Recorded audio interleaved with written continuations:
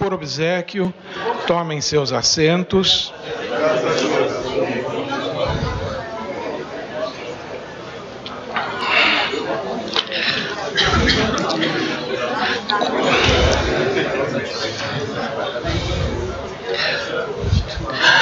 Convidamos para presidir a mesa Sua Alteza Imperial e Real, o Príncipe Dom Bertrand de Orleans e Bragança, Príncipe Imperial do Brasil.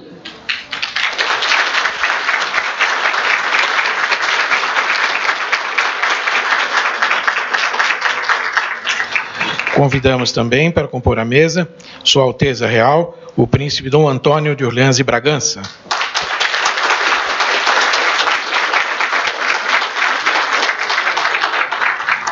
Convidamos para compor a mesa o Dr. Juvenal de Arruda Furtado, presidente do Círculo Monárquico de Fortaleza.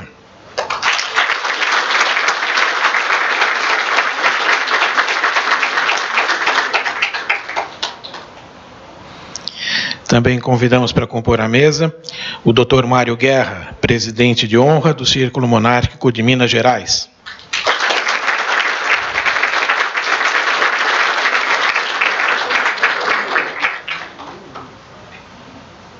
Ele deve estar vindo. E convidamos a estar vindo lá. E convidamos também para compor a mesa o senhor José Carlos Alves de Matos Sepúlveda da Fonseca, que é o primeiro conferencista.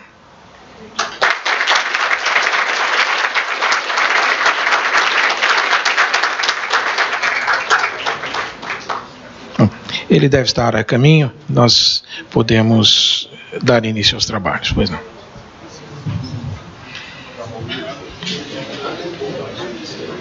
Presidirá a abertura dos trabalhos Sua Alteza Real, o Príncipe Dom Antônio de Orleans e Bragança, a quem passamos a palavra.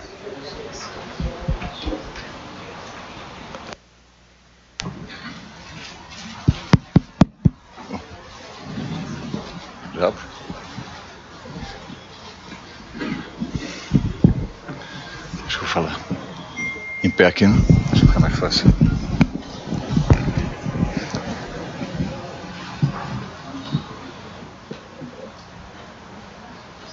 Mais fácil. Sua Alteza Imperial e Real, Dom Bertrand, meu irmão, muito querido, né? Dr. Mário Guerra, Dr. Juvenal, o cara Dr. José Sepúlveda, que não está, mas está chegando, já ouvi hoje, né? Enfim, todos, senhoras e senhores presentes, com muita alegria que vejo cada vez mais pessoas, né, nesse simpósio, que é um simpósio anual, onde se comemora o aniversário de Dom Luís, todo ano, né, o chefe da casa. Eu gostaria de falar sobre o país, sobre a situação terrível que nós estamos. Acho que todos já estão cansados de ler, ninguém mais consegue nem abrir jornal, porque só se vê corrupção, roubo, assassinatos, enfim, são notícias tristes, né? Mas isso é um resultado de toda uma sequência que foi se desenvolvendo desde a proclamação da República. Essa falsa democracia, a democracia onde todos têm o mesmo direito, onde as pessoas, os bandidos têm muitos mais direitos que as pessoas normais, boas, né? Os criminosos têm muito mais direitos, são soltos, têm defesa, têm organizações internacionais que os defendem, né? Então, isso é uma coisa que nós temos que mudar, né? E eu sinto também que o crescimento gradual, orgânico, natural do movimento monárquico. Cada vez mais pessoas descobrindo e voltando e começando a estudar e de repente descobrindo que realmente é a única salvação do país, é o retorno, a restauração da monarquia. E a restauração de uma monarquia, não uma monarquia simplesmente pela beleza, porque tem o apanache, tem a pompa do rei, a rainha, os príncipes, isso não há dúvida que traz, mas principalmente porque a monarquia representa a família. Existe o pai, a mãe, eles geram os filhos e e encaminha os filhos também para a sociedade, né? Eles educam, eles incentivam que eles se desenvolvam da melhor forma possível, que desenvolvam as suas aptidões, mas ao mesmo tempo eles coíbem tudo que eles possam fazer de errado. Então, essa monarquia que nós queremos restaurar no Brasil é uma monarquia baseada na família, onde o rei é pai, onde o monarca, ele tem alguma coisa a dizer. Como nós tínhamos na Constituição da monarquia, na nossa monarquia, na época monarca, Dom Pedro II, Dom Pedro I, Dom Pedro II, né? Por exemplo, a Constituição seria basicamente a Constituição de 1824, com pequenas modificações. Mas no cerne, seria a Constituição de 1824, com os 4 poderes. Poder legislativo, executivo, judiciário e moderador, que é o mais importante. Nesse poder moderador, o monarca tem que ter voz. O monarca que não tem a voz ativa, que não possa decidir, principalmente quando é atingida, ou são atingidas as leis naturais, então isso não é o modo do monarca que nós gostaríamos, que nós precisamos. Nós precisamos de uma monarquia onde o monarca possa e seja o grande defensor das leis naturais. Sendo defensor das leis naturais, é defensor do povo. Como ele é defensor, o pai de família e a mãe são defensores dos filhos, quando eles ensinam os filhos a respeitarem e a seguirem as leis naturais. E que são, no fundo, os 10 mandamentos. Então, essa é a forma de monarquia que nós queremos restaurar no país. Eu acredito, aliás, que seria a única forma. Eu acho que essa questão das leis naturais deveriam ser uma cláusula pétrea numa Constituição do país.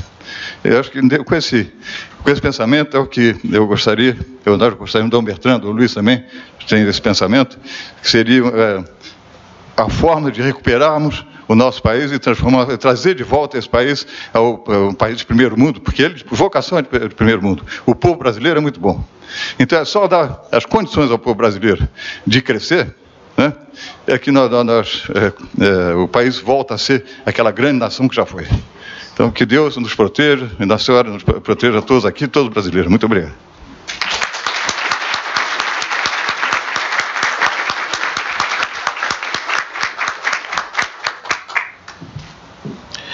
Agradecemos muito as palavras de Dom Antônio. Eu vejo que o senhor Sepúlveda ainda não está aqui presente. Pois é, ele já estava aqui, ele esteve aqui, mas no momento não está. Não sei se Dom Bertrand gostaria de falar alguma coisa enquanto... Muitíssimo comemorado em Portugal e mostrando o aspecto, o quanto a Europa ganhou com esse casamento e quanto o Brasil ganhou com esse casamento. Porque foi a união entre a Casa da Áustria com a Casa de Portugal, e com isso, sobretudo no Congresso de Viena, isso deu muita força, tanto a uns quanto a outros, e garantiu que Portugal mantivesse as suas colônias depois dos acordos de Viena, depois da derrota de Napoleão.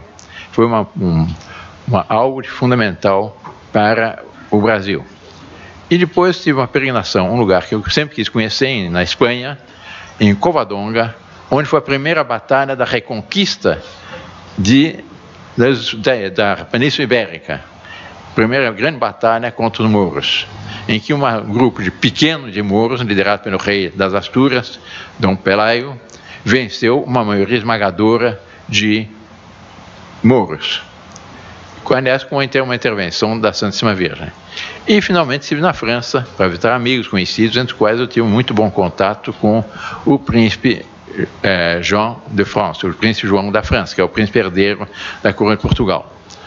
Nós o convidamos para almoçar, na vez anterior ele tinha me convidado para almoçar, dessa vez nós o convidamos para almoçar num castelo, que é da Federação Europa Cristiana, e lá ficamos conversando durante 7 horas praticamente, e com uma afinidade de pensamento muito grande. Ele é inteiramente favorável a exatamente uma restauração de uma monarquia orgânica, uma monarquia que saiba respeitar exatamente, como disse Dom Antônio, os direitos naturais, que se baseiem na ordem natural das coisas.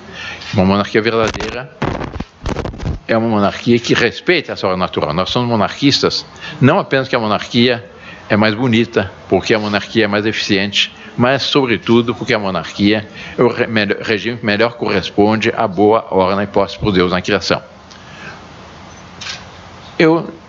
Para entender essa realidade, certamente deve haver algum médico nessa sala. O que faz um bom médico?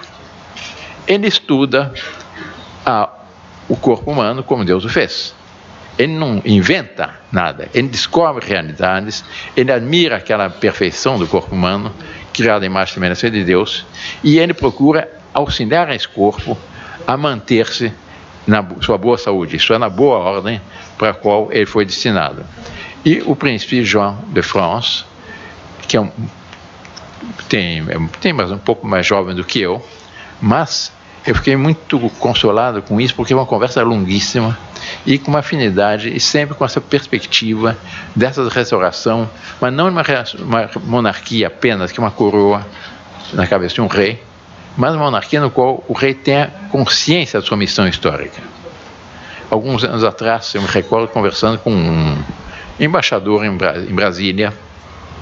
Ele dizia: não, o príncipe não pode ter opiniões, o príncipe deve ser isento, não pode manifestar suas opiniões.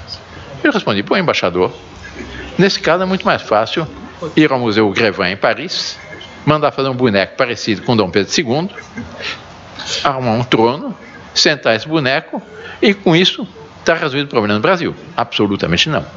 Por quê? Porque o monarca deve ser exatamente o defensor perpétuo da pátria, aliás, como está na nossa Constituição Imperial, e era um dos títulos de Dom Pedro I, depois Dom Pedro II, e todo o juramento que a princesa Isabel fez por ocasião quando ela assumiu a primeira regência, de fidelidade ao seu pai e às leis da nação, exatamente estão baseados nesses pontos do respeito ao direito natural. É muito bonito ver o termo desse juramento da princesa Isabel.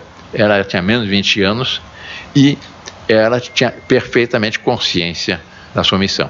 Aliás, foi uma das tragédias da nossa história, nós não termos tido a continuidade no terceiro reinado com a princesa Isabel, ter sido uma grande soberana.